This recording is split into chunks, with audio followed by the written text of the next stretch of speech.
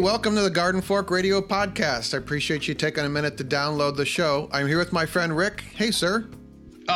Good afternoon, Eric. This is one of our rare afternoon sessions, but it's wonderful to be with you.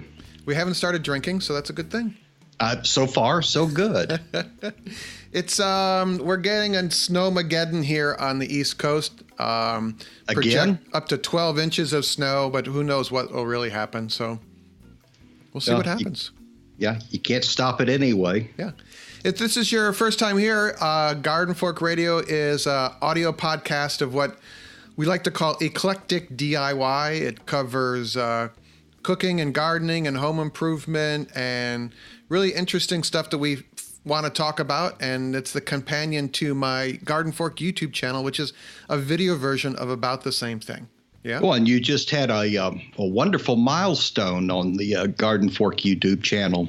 Yeah, 100,000 subscriber mark. We just hit that on YouTube.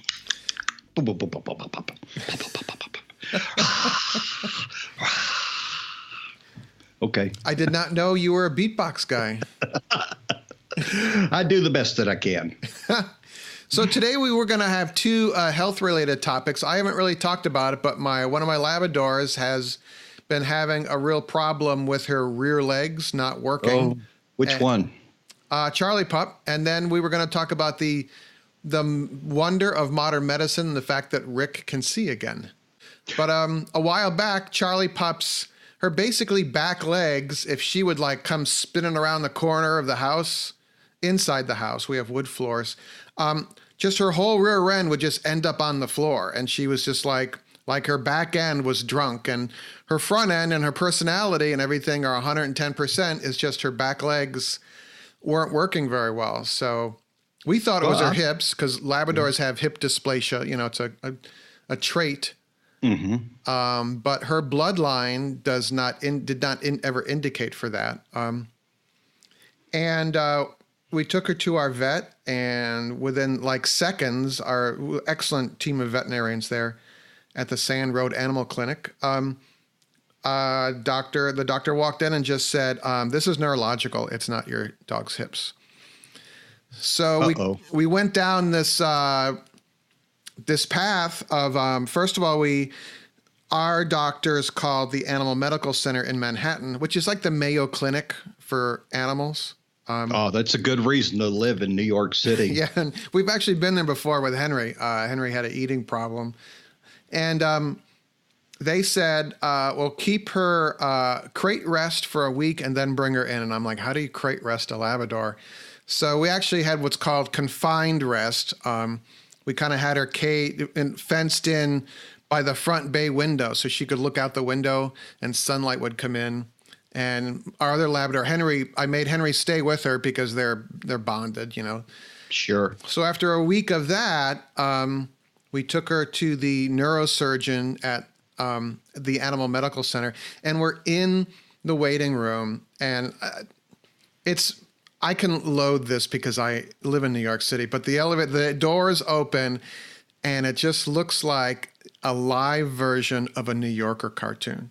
You know, there's a rooster, there's an iguana, there's a parrot, and then there's a bunch of people with yappy dogs. Any cat toys? There were cats there, yeah, and then and my two are kind of country dogs. You know, they bark at everybody else, and I've got them wedged in back behind the soda machine so they don't snap at everybody else. You know. But we met with the neurologist, and super great lady, Dr. Lebowitz. And she said, you know, we could do an MRI today and decide whether to operate or not, or you could rest her for 3 weeks, confined rest again, just minimal leash walking, and then we'll see. Sometimes they just get better. So that was an endeavor, actually, trying to keep her calm for 3 weeks. They actually gave us some trazodone for her, which I started to use because at the end of the day, she just got wound up when my wife was coming home. And but that trazodone will just kind of lay them flat. So that was good. Yeah. And, you know, this is kind of reminds me of this is a dog that always insist that you throw the ball, right? Yeah, throw the ball, throw the ball, throw the ball, throw Energy the ball. dog. This is not a lab that just takes laying down and doing nothing lightly. Right. So it was almost a full-time job for me. And by week 3, I said to my wife, I said, I do not see any improvement here. And I am a believer in just, if like I've been through back surgery, I've been through physical therapy, I've been through a lot of back issues, and rest certainly helps, can cure things. So we went back and they did the MRI. They did an MRI, a sonogram, and a full set of X-rays. Are you now living in a box on the sidewalk of Brooklyn? No, but they take your credit card before they see your dog. They're very good. They're fantastic. So, and we're like, I'm like, okay, and now they're gonna have to operate because it's like a pinch disc or a stenosis or something. And then I'm gonna have to keep her quiet for another 6 weeks. So I'm just not looking forward to any of this. And then we met with the doctor at the end of the day, and Charlie's all pretty dopey. You know, they knocked her out for the MRI, and it ends up they think that she had a mini stroke. Oh, really? And that it caused a partial diminished control of her back legs. Mm-hmm. And they said, we don't have to do anything. She's just going to have drunk back legs. Ooh.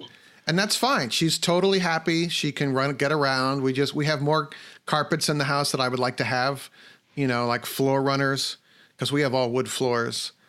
And we just have to monitor her when she goes up and down the stairs, because we just want to make sure she doesn't fall down the stairs. Right. So she still is displaying this weirdness with her back legs. Yeah, her legs are still a little wonky, but she's happy.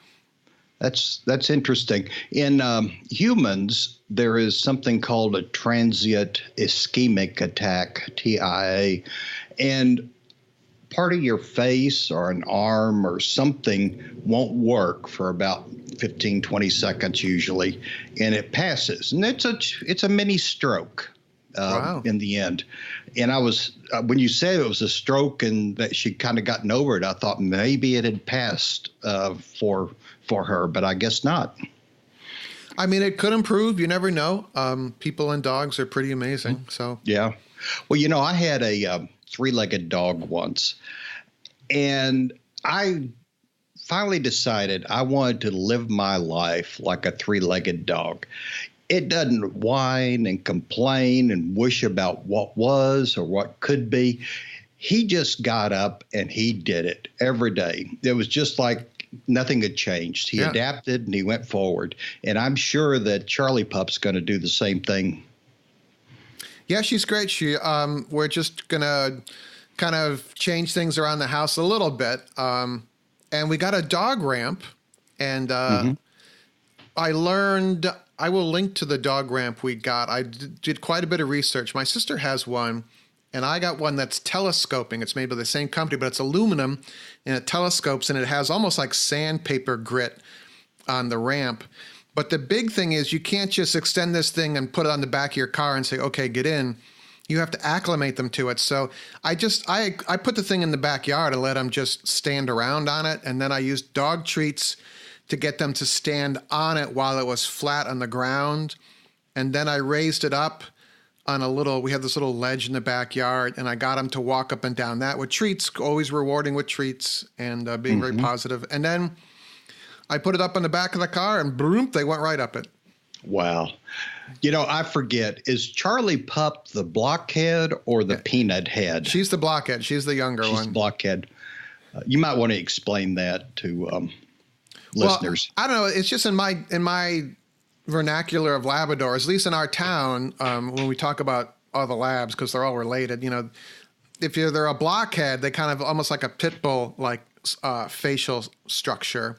And if they're a peanut head, they have kind of a thin face. And Henry is a peanut head, and Charlie Pup is a blockhead. So and since you mentioned that, I started looking at our dogs, and Button is a blockhead, and Darcy is a peanut head. And I just never had thought about it in those terms. Yeah, I don't know if it's a local thing, But in our, in our town, we could say, oh, have you seen Dozer? He's kind of a block-headed black lab because Dozer gets out all the time and runs around the town. Dozer is actually Charlie Pup's father.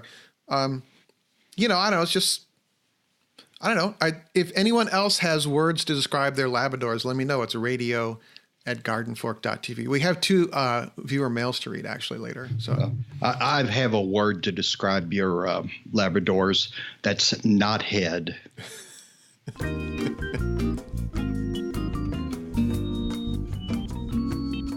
Hey, real quick here. I was wondering if you wanted to join the Garden Fork email list. It's Maura Eric.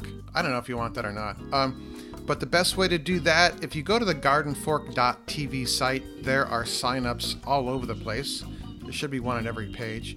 Also, in the show notes for this show, if you're listening to it in the iTunes app or one of the other podcast apps, to click on the little, I think you click on the little text thumbnail of the show and the notes will pop up and there's a link in there. Or just go to gardenfork.tv and there should be a sign up there. All right? Thank you.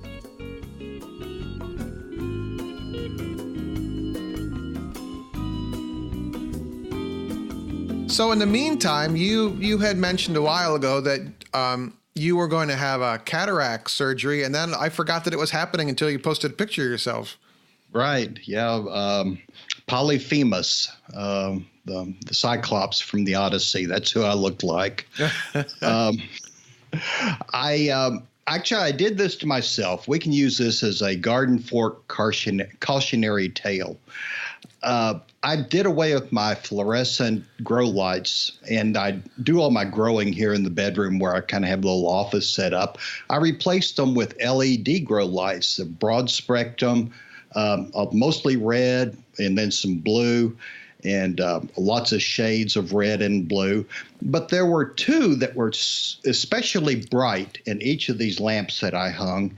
And I sat in there all winter long, 2 winters ago, with these lamps. And it finally dawned on me to pull out the manual and see what I was sitting with. And it turned out those were unshielded UV. And so I was dousing my cataracts pretty good, apparently. And what started off as you got a little touch of cataract going on there, very quickly became, I was beginning to drive here until we did this, just like Mr. Magoo, in the cartoons. I would have to get close to the street signs to see what they were. And then I'd make a kamikami dive across 8 lanes of traffic to make the turn. And I thought probably I should get something done about it. And that's how we ended up today.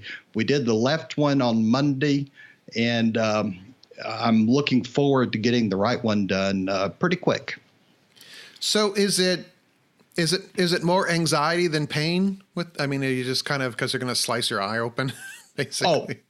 There was really none of either. This is one of the great miracles of modern medicine. You were talking about the veterinary miracle for Charlie Pup. I was not aware how badly I was seeing everything, including colors, until we pulled this left lens and then slid a new one in there.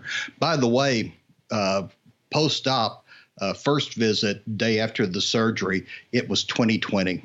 Wow. So he picked a good lens for me. But the color change, it's like in my left eye, it's like looking at a brand new newspaper compared to with my right eye looking at newsprint that's 20 years old. It's that yellow and discolored. Wow. So the change is just amazing, and it has really helped me. I can remember my grandfather had bad cataracts. You could actually see the cloudiness in his eyes, and there wasn't a lot back then because there wasn't insurance and whatnot. There wasn't a lot that he could do about it, and he spent most of the later 10 or 15 years of his life kind of useless. Couldn't watch TV, couldn't read the paper, couldn't do things outside very well, always had to be accompanied. And this gives new life back to somewhat older eyes. So could you just walk us through it briefly? I mean, so what is a cataract? Oh,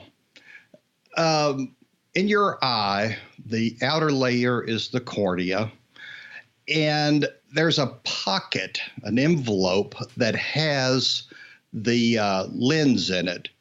And when you're young, that lens is very pliable. And so you can read things close up. You can look at minute detail. You can see things far away.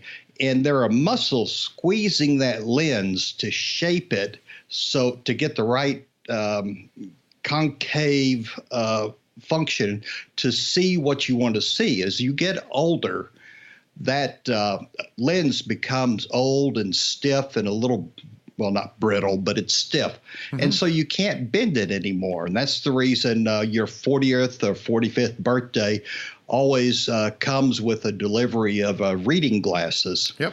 Because you're going to need to, you can't bend your eyesight like that anymore. And so that's what had gone kind of sour on me. But it also, because of the UV light, mostly I think, but just because of age, they were beginning to cloud. They were changing color. Think of it like an old plastic. Yeah. You know, for a long time, the plastic looks great. And then after a while, it begins to be milky and kind of faded. And so it has a color difference, which in my case was kind of yellowish, I guess. And as soon as we've just made a tiny, they're doing eye drops, and you don't feel a thing. You don't even feel pressure at all. And you're awake during it because they need for you to look left, look right, look up, look down, that kind of thing.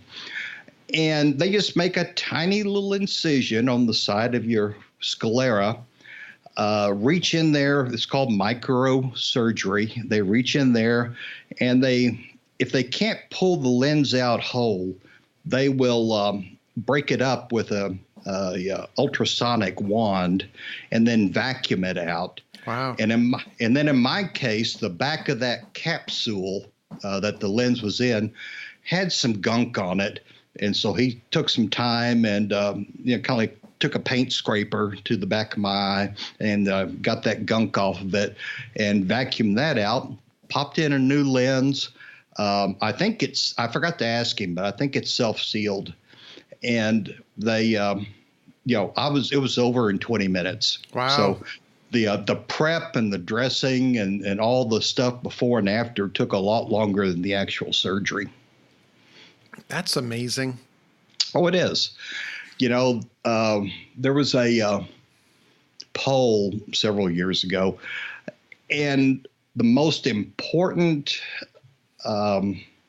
inventions man had ever made, and it came out, number one was the stirrup, and number two was bifocals, because it allowed older people, when they hit that 45-year mark, to be able to still function and compete with the younger people. Uh-huh. And this is the next high water mark. My eyes, once we finish this, will be, just as really as good as they were when I was 40 or 45. So I'm just thrilled, and I'm looking forward to getting the other one done.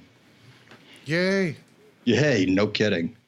Well, if you want to look on our Facebook group, there's a picture of Rick. And by the way, if you go to gardenfork.tv/community, I did a little redirect. So it'll take you to our discussion group, because the discussion group can be hard to find on Facebook, I've discovered. So gardenfork.tv/community. So. Right. And you'll have to sign up. But the only reason we do that is to keep the spammers out. Virtually everybody who's not a spammer gets admitted right away. Yeah. So I have missed the bulk of the maple syrup season because I've been containing my Labrador. But I did manage to go visit a friend of mine who built an improved version of our file cabinet evaporator. And I posted a video about that. And I actually might post another evaporator video. I might build another one and then use it next year, but I just wanted to do it. But from Kevin, Mr. Casey, wrote me an email, and he said, we were talking about trying to be most efficient with the heat that the fire is creating in what's called an arch, an evaporator arch, basically. But he says, hi, Eric, if you're trying to keep heat on the bottom of the evaporator trays, is it possible to install a vertical baffle hanging down from the top inside the firebox at the end of the tray? This should make the heat linger longer, or move the chimney from the top to the middle of the back of the box. Lowering the exhaust port should also keep the hot gases inside the firebox longer. Love the show. Kevin. Kevin always ends his emails with love the show. I like that. So yeah, I mean, that's there. I don't know if it's a science, but it is a big topic of conversation among maple syrup boiler people about the thermodynamics of your evaporator and arch. The arch is the part that holds the fire. The evaporator is the tray that sits above it. Right. And yeah, you could put a baffle there. You could weld one in. You could also just take fire brick and mound sand around the fire brick, so it's kind of like a ski mogul. The goal, from what I understand, is to create turbulence and not a straight shot. So the more turbulence there is, the more the heat will linger and transfer some of that heat to the evaporator tray rather than just going straight out your chimney stack. So yeah, spot on there, Kevin. It's like, boom. You know? Yeah, I think that you would benefit from top and bottom. Now, I have no experience building these kind of trays, but I do have experience in the sailboat business. And all of our water tanks and gas tanks are baffled top and bottom, and depending on how big they are, several times, so that the liquid cannot, there you heard me hit my mic, so the liquid cannot build up momentum and break the tank loose or slam it out the side of the boat or whatever when you're in rough water. So you would think top and bottom would be helpful, and moving the exhaust about as low as you possibly can to make it build up at that last point and have to go back down and up. Yeah, and it's the kind of thing since you're boiling sap, you could just stare at it for a while and experiment, because you're boiling for days. So, like I said, all you really are doing is being a honeybee, and I'd rather have the bees do it myself. Yeah. So the next one is a little longer, and of course, I know I'm very good at mangling when I'm reading out loud, but here I'm going to try this. Okay. All right. Hi, Eric. I just wanted to write you a quick note, thanking you for the great content that you share with the world through both YouTube and through your podcast. I ran across your YouTube channel this past fall as I was researching all things maple syrup. My wife and I purchased a house in East Hartland, Connecticut last year, which is near me. And since we have the space and resources, I wanted to at least collect sap for our friend that already had an evaporator. Once the taps went into the trees, my wife indicated that we should just follow the process the whole day. And as an engineer by trade, I couldn't let that opportunity pass to build an evaporator. Oh my God. An engineer has infiltrated garden fork. We'll never be the same. Oh no. Yeah, of course. Over a few days, I was able to acquire a file cabinet for free. And following the ideas you presented in your videos, I put together what you see in the photos attached, which is like an engineer-built evaporator. I can only boil on the weekends, so now we've had 2 boils with sap from 11 taps, but this weekend we're going to boil the sap that we've collected on buckets and lines from 25 trees. Oh my. Boil rates are averaging 3.5 gallons per hour, and we've made some tasty syrup. Yeah, that's about right, 3.5 gallons per hour.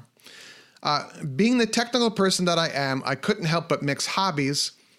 And since I wanted to collect sap in 5-gallon water jugs, those are the kind of water jugs you buy that sit on top of your water cooler thing, the blue ones he's talking about. I decided to design and 3D print custom bottle caps that had holes in the top that fit the drop line tightly to keep as much rain and debris out of the bucket. Wow. I could have just drilled a hole in the caps that came with the buckets, but where's the fun in that?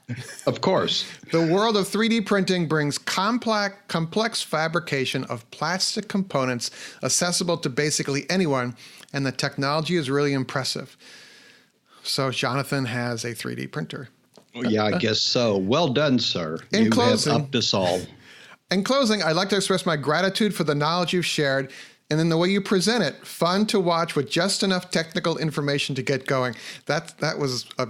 Is that a compliment or is that you don't know what you're talking about? No, it's just enough technical information because that's all the information we had was just barely enough. If you'd like to discuss anything related to maple, 3D printing, radio-controlled aircraft, or topics, just let me know. I hope your maple season goes well. We'll get to see more great content from Garden Fork. And that's from Jonathan. And he has a company called Sawncraft, SAWNCRAFT. Put that in your search engine at sawncraft.com, I'm pretty sure. Yeah, sawncraft.com. Radio-controlled airplanes and the like that are fabricated from 3D printing and CNC cutting. Really neat airplanes his company builds. So, yeah, he sent me some pictures, and this is like the very much an engineered file cabinet evaporator. But that was fun. It was kind of because I got this and I wasn't able to do anything with my SAP, and I got a neat email from someone that had kind of taken our idea and run with it. So that was cool. Yeah, I'm surprised that his steam table wasn't heated by thermonuclear radiation or something, you know. Thermofission. That's it. Fission. Yeah, he's finally he's got cold fusion down. All right, now we got to stop making fun of engineers because they're the reason you can see. That's true. That's really true. So there you go. That's our show today, guys. And we have a new executive producer who emails me regularly now with things that he tells me to do. I don't know if you know the Gootsmeitzer, Jimmy Goots, who is on the Book Guys podcast and been on our podcast several times. But yeah, he's now our official executive producer because he emails me every week and tells me what I should and should not do. I got a whole list. You ignore me. If I remember right, you ignored our last producer. So, you know. All right, everyone. So if you want to find us, if you just type Garden Fork and we'll show up. If you just swipe across the logo, if it's playing on your podcast app, the text should show up with a bunch of links to my world. We have a dedicated shopping page on Amazon now. If you do shopping on Amazon, there's a whole list of suggested items that I think are good products from Amazon. You can start your purchasing from that page. That'll be great for us. And you can just find us on Facebook as well. So just go to gardenfork.tv/community, and that'll bring you to our discussion group. Anything else, sir?